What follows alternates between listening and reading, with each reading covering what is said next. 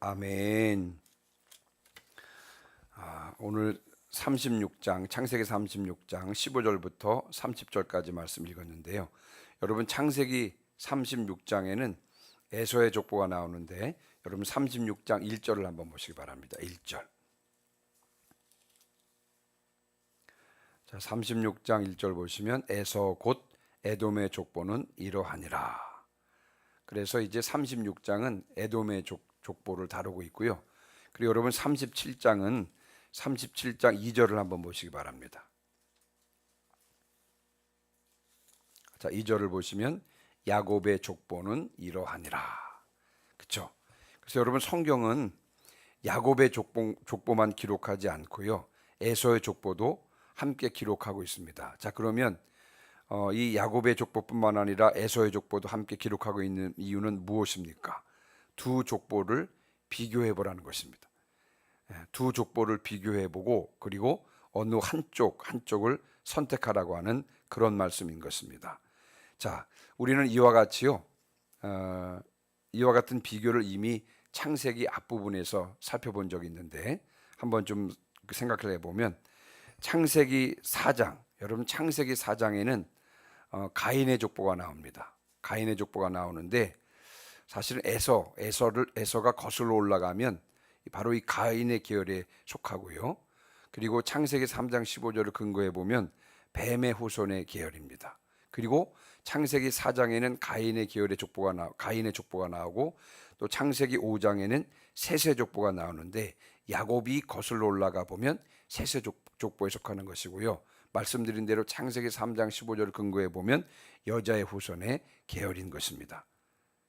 자, 여기에서도 가인의 족보와 셋의 족보를 함께 다루고 있는 것을 볼 수가 있는데, 자, 그런데 이 가인의 족보와 셋의 족보를 한번 비교를 좀 해보면 셋의 족보에는요 연대가 나옵니다. 나이가 나옵니다. 제가 한번 예를 들어보면 여러분 한번 들어보시기 바랍니다.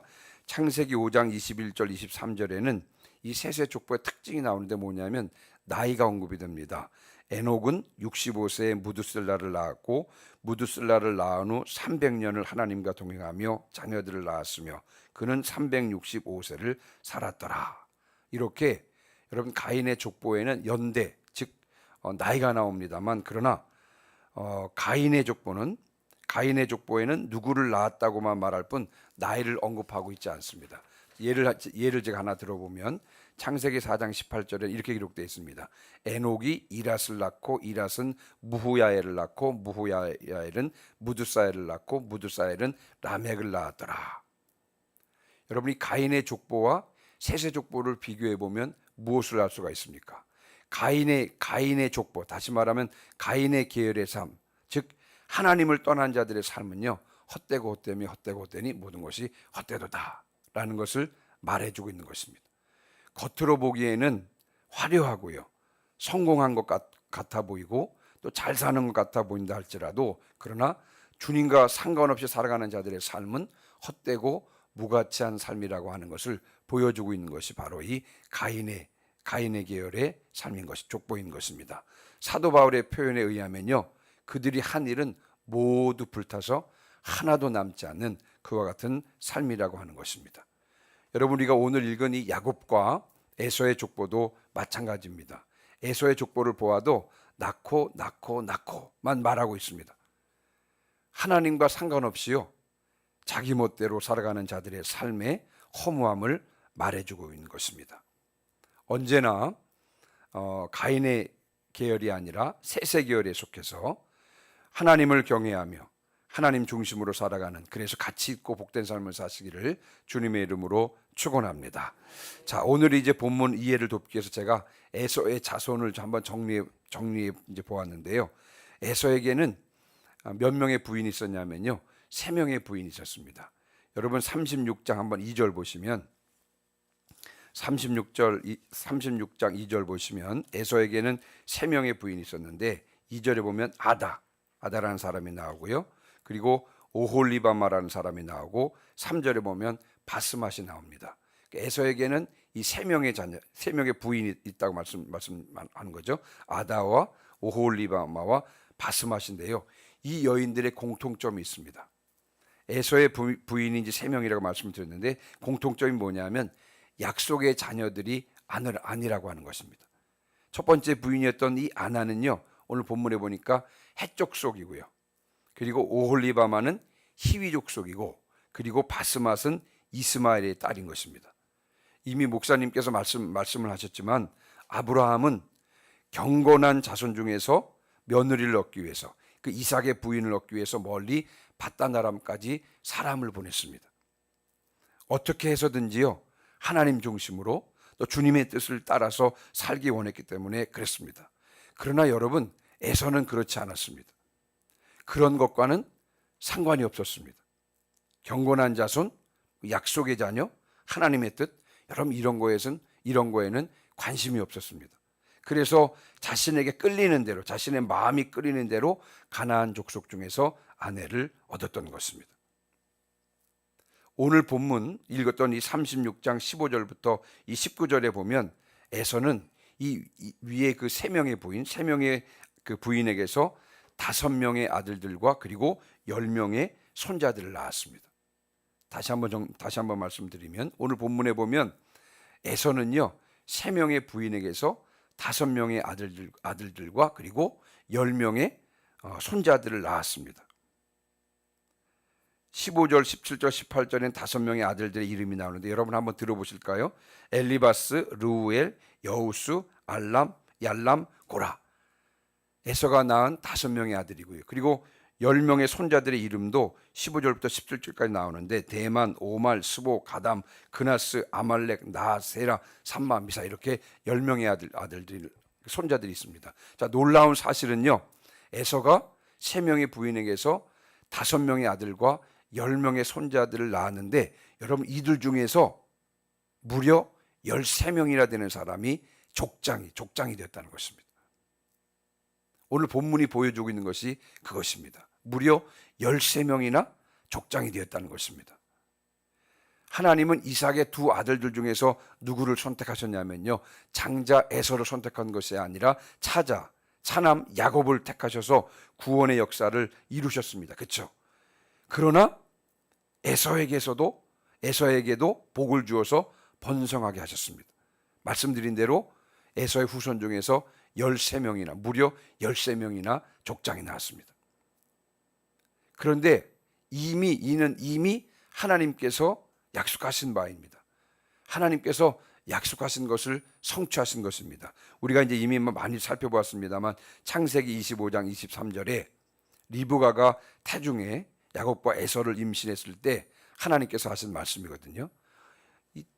그 뱃속에서 그 쌍둥이를 임신했는데 2 아이들이 막 다투니까 무슨 일인가 하고 하나님께 여쭤봤더니요, 하나님께서 창세기 25장 23절 이렇게 말씀하십니다. 2 국민이 내 태중에 있구나. 2 민족이 내 복중에서부터 나누리라. 이 족속이 저 족속보다 강하겠고 큰 자가 어린 자를 섬기리라. 이렇게 말씀하고 있습니다. 하나님께서 말씀하시거든요. 2 국민이 내 태중에 있구나. 2 민족이 내 복중에서부터 나누리라. 즉 야곱의 후손뿐만 아니라 에서의 후손도 큰 민족을 이루겠다라고 그렇게 말씀하신 것입니다. 이 약속의 말씀대로 에서의 후손도 큰 민족을 이루었던 것입니다. 그래서 그의 후손 중에서 무려 13명이나 되는 사람이 족장이 된 것입니다. 하나님은 반드시 약속을 지키시는 신실한 분이신 줄 믿습니다. 하나님께서는 하신 말씀을 반드시 실행하시는 분이십니다. 이 하나님의 신실하심이 우리를 살게 하는 줄 믿습니다. 여러분 삶이 불안하고 또 미래가 두렵습니까? 하나님의 말씀을 붙잡으시기를 주님의 이름으로 축원합니다.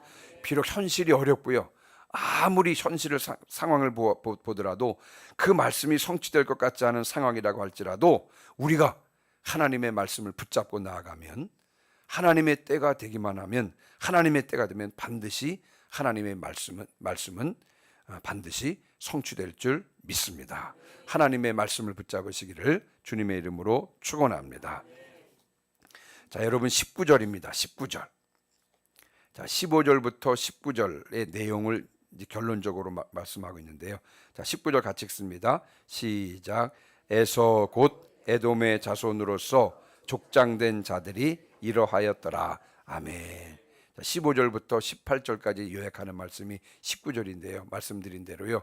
에서가 3명의 부인에게서 5명의 아들들과 그리고 10명의 손자들 낳았는데 그 중에서 13명이 족장이 되었다. 그래서 그 명단을 지금 보여주고 있는 것입니다.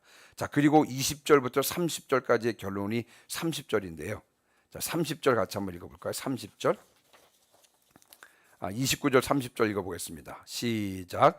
호리 족속의 족장들은 곧 로단 족장, 소발 족장, 시브온 족장, 아나 족장, 디손 족장, 에셀 족장, 디산 족장이라.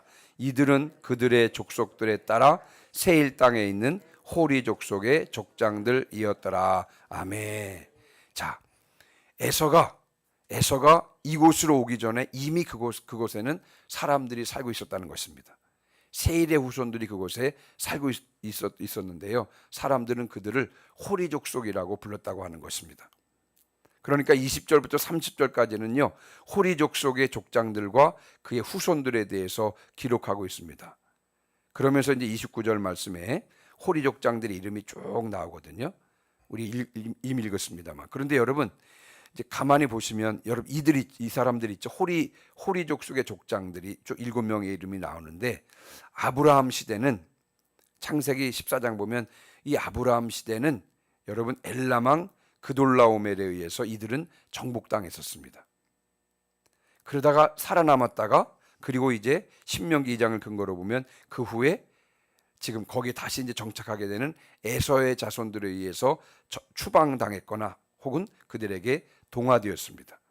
그래서 여러분 신명기 2장 12절 말씀에 호리 사람도 세일에 거주하였는데 에서의 자손이 그들을 멸하고 그 땅에 거주하였으니 그랬습니다. 에서와 에서의 후손들이 그 이제 그 세일 지역, 그 에돔이라고 하는 그 지역에서 이제 정착하며 살게 되었는데 이미 거기에는 호리 족속이 살고 있었다는 것입니다. 근데 이 사람들은 과거에도 엘람 그돌라오멜에 의해서 정복당했었고요. 그리고 이제 에돔 족속이 그곳에 에서의 후손들이 그곳에 정착하면서 이들을 정복하거나 이제 동화됨으로 그들이 사라지게 된 것입니다. 자, 여기에서 우리는 두 가지를 묵상해 볼 수가 있는데, 자, 먼저는 뭐냐면요, 여러분 우리가 야곱의 후손들과 에서의 후손들을 비교해 볼 필요가 있습니다. 자, 야곱의 후손들 있죠. 여러분 야곱은 어디 가서 결혼을 하고 어디 가서 자녀들 낳았습니까? 야곱은 형 에서를 피해서 밧단 아람에 가서 그곳에 가서 결혼을 하고 그곳에서 11명의 아들과 그리고 딸 하나를 낳았습니다. 그렇죠? 그러니까 야곱의 후손들은 어디서 태어났냐면 밧단 아람에서 태어나서 그리고 어디로 들어와 살았냐면요, 가나안 땅으로 들어와서 살았습니다. 다시요. 이게 이제 방향이 중요합니다. 여러분 야곱의 후손들은 밧단 아람에서 태어나서 그리고 나서 어디로 이동했다고요? 가나안 땅에 들어와서 가나안 땅에 살았습니다. 자, 그러나 반대로 여러분 에서의 후손들은 가나안 땅에서 태어나서 어떻게 했냐? 결국 가나안 땅을 벗어나서 세일산에 정착해서 거기에서 살게 되었던 것입니다. 지금 제가 지금 드리고 싶은 말씀의 요지를 아시겠죠? 야곱의 후손들은 가나안 땅 바깥에서 태어났지만 그러나 결국 가나안 땅으로 들어와서 약속의 땅인 가나안 땅으로 들어와서 거기서 살게 되었고요. 그러나 에서의 후손들은 가나안 땅에서 태어났지만 가나안 땅을 벗어나서 가나안 땅 바깥에서 살게 되었다는 것입니다. 자, 후에 야곱의 후손은 있죠. 제가 한번 예를 들어보겠습니다. 요셉은 애굽에 살다가 애굽에서 죽었습니다. 그렇죠? 그러나 그가 죽으면서 유언을 합니다. 나를 어디에 묻어달라고요? 가나안 땅에 묻어달라고요. 그래서 여러분 모세가 출애굽을 할 때 요셉의 유고를 옮겨서 결국 가나안 땅에 장사되었습니다. 그러나 여러분 에서의 후손들은 약속의 땅 가나안 땅을 벗어나 살다가 가나안 땅 바깥에서 죽었습니다. 야곱의 후손들의 중심에는 가나안 땅, 즉 하나님의 약속이 있었습니다. 그러니까 결정적일 때 하나님의 약속을 적용한 것입니다. 다시 말씀을 드리면 하나님 중심으로 살았다고 하는 것입니다. 그러나 여러분 에서의 후손들은요, 하나님의 약속과는 상관없이 살았습니다. 그냥 자기가 하고 싶은 대로 자기 멋대로 살았다는 것입니다. 자, 우리들도 가나안 땅을 바라보면서 다시 말씀을 드리면 하나님의 약속을 붙잡으며 나아가시기를 주님의 이름으로 축원합니다. 이것이 에서의 후손과 야곱의 후손을 비교할 때 우리가 묵상해 볼 수가 있는 내용이고요. 마지막으로 한 가지를 더 살펴보겠습니다. 여러분, 에서의 후손이 정착한 그 세일산, 세일 지역을 한번 생각해 봅시다. 이곳은 약속의 땅에서 벗어난 지역입니다. 그렇죠? 그런데 이 지역은 계속해서 주인이 바뀝니다. 처음에는 호리 족속이 거기 살고 있다가 말씀드린 대로요, 엘람왕 그돌라오멜이 거기 정복을 했고, 나중에 에서의 후손이 그곳을 정복해서 살다가 나중에 이제 다윗에 의해서 그것이 또한 정복이 됩니다. 여러분, 하나님을 주인으로 모시지 않으면, 하나님을 왕으로 모시지 않으면 또 다른 누구를 왕으로 모셔야 합니다. 그런데 여러분, 사람이면 누구나가 왕이 되고 싶은 마음이 있습니다. 결국은요, 끊임없이 계속 왕이 되는 것입니다. 여러분, 하나님을 왕으로, 하나님을 주인으로 삼지 않으면 계속해서 누군가가 왕이 되는데요, 다시 말씀을 드리면 약육강식이 지배하게 되는 것입니다. 그래서 누가 또 그 지역을 정복하고 그래서 왕이 되고, 또 누가 또 이어서 또 누가 그 지역을 또 정복해서 왕이 되는, 이와 같은 역사들이 계속해서 반복하는 것입니다. 주님을 왕으로 모시는 곳에만 평화가 있는 줄 믿습니다. 여러분, 주님을 왕으로 모시지 않으면 누군가 또 다른 사람이 왕이 될 텐데, 거기에는 왕이 되기 위한 폭력과 지배와 억압과 질투와 압력이 있을 수밖에 없다고 하는 것입니다. 주님을 우리가 속한 공동체의 주인으로, 왕으로 삼으시기를 주님의 이름으로 축원합니다. 주님께 우리가 속한 공동체를 다스리도록 내어주시기를 바랍니다. 그럴 때 비로소 우리가 속한 공동체에 하늘의 평화가 임하는 줄 믿습니다. 주님께서 왕으로 계시지 않은 그곳에는 왕의 다툼이 끊임없이 이어질 것이며, 그래서 그곳에는 폭력과 지배와 억압 등이 있을 수밖에 없는 것입니다. 그래서 여러분, 나뿐만 아니라 우리의 가정뿐만 아니라 우리가 속한 공동체에 주님을 왕으로, 주인으로 모시기를 주님의 이름으로 축원합니다. 오늘 이제 말씀을 마무리하고 마칩니다. 하나님을 경외하며 하나님 중심으로 사시기를 주님의 이름으로 축원합니다. 여러분, 그렇지 않으면 모두 불타없어질 가치 없는 삶을 살게 될 것입니다. 그리고 반드시 성취되는 하나님의 말씀을 붙잡으시기를 주님의 이름으로 축원합니다. 뿐만 아니라 주님을 내 삶의 주인으로, 내 삶의 왕으로 모시기를 주님의 이름으로 축원합니다. 그분이 다스리시는 곳에서만 진정한 평화가 있는 줄 믿습니다. 주님이 다스리심으로 진정한 평화를 누리시는 또 저와 여러분 되시기를, 또 우리가 속한 공동체가 되시기를 주님의 이름으로 축원합니다. 아멘. 우리 시간 546장 찬송하시겠습니다. 546장 찬송하시고 오늘 들은 말씀을 붙잡고 통성으로 기도하시겠습니다.